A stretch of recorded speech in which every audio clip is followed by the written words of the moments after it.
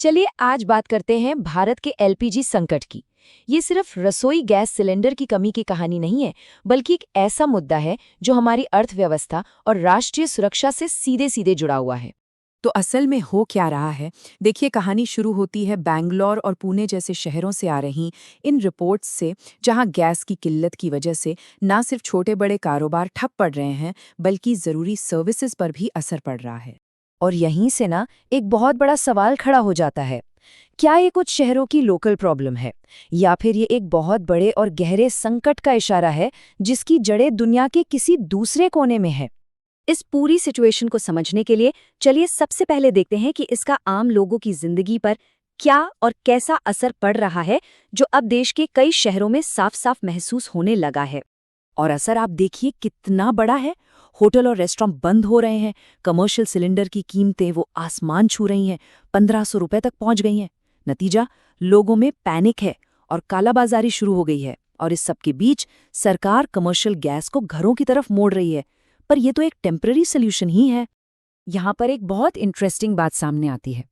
ये जो शहरों का संकट है ना, ये असल में हमारे देश की एक बहुत बड़ी कमजोरी को दिखाता है। और वो कमजोरी है एलपीजी पर हमारी निर्भरता। सोचिए, भारत अपनी कुल जरूरत का लगभग 60 से 64% लिक्विफाइड पेट्रोलियम गैस यानी एलपीजी बाहर के देशों से इंपोर्ट करता है।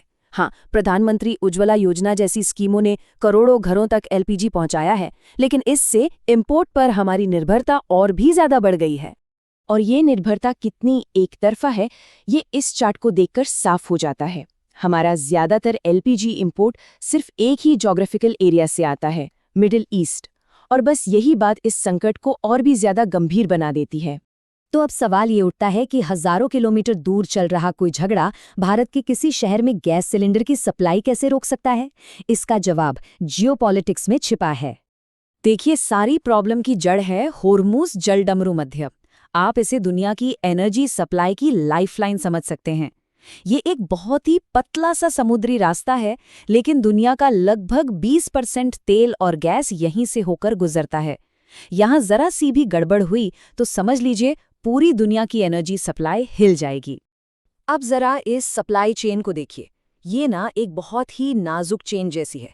अगर इसके तीसरे स्टेप पर यानी हॉर्मुज से शिपिंग में कोई भी दिक्कत आती है तो पूरी की पूरी चेन टूट जाती है, और उसका सीधा झटका भारत में हम सबको महसूस होता है। और चलिए मान भी लें कि जहाज किसी तरह वहां से निकल भी जाते हैं, तो भी जंग के माहौल में इन जहाज़ों का इंश्योरेंस प्रीमियम 300 से 500% तक बढ़ जाता है। और ये जो एक्स्ट्रा खर्चा है, ये आखिर में गैस सिलेंडर की बढ़ी हुई कीमतों के तौर पर हम और आप ही तो चुकाते हैं। तो अब इस बढ़ते हुए खतरे को देखते हुए भारत सरकार को भी कुछ कड़े और इमरजेंसी वाले कदम उठाने पड़े हैं। सरकार ने एक बहुत पावरफुल कानून लागू किया है, जिसे ESMA कहते हैं। इसका सीधा सा मतलब है कि एलपीजी जैसी जरूरी सेवाओं की सप्लाई को हर कीमत पर बनाए रखना है।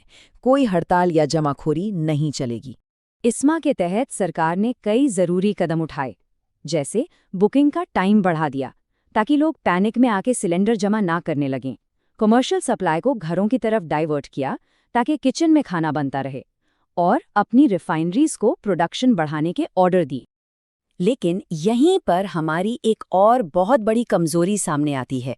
सोचकर देखिए, हमारे पास कच्चे तेल का तो एक बड़ा स्ट्रेटेजिक रिजर्व है, मतलब एक बैकअप है, पर एलपीजी के लिए कुछ नहीं। इसका कोई बैकअप नहीं है।